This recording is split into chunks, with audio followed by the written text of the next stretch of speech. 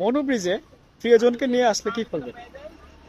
প্রিয়জন রে লইয়া মনোবিজ আইলে তো ঘুরলাম, ভালো আপনি লাগলো। মেরিড না আনমেরিড? আনমেরিড, তা আমি আপনি, আমার বাগনিরে লই আইছি ওখানে।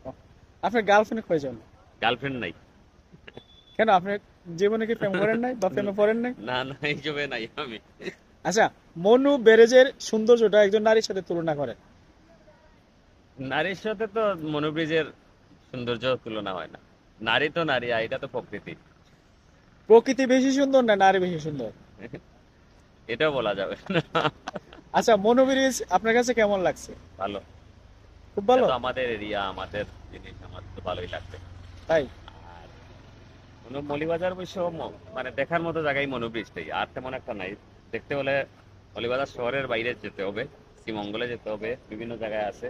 জেলার ভিতরেই অনেক সুন্দর জায়গা আছে, কিন্তু আমাদের শহরের ভিতরে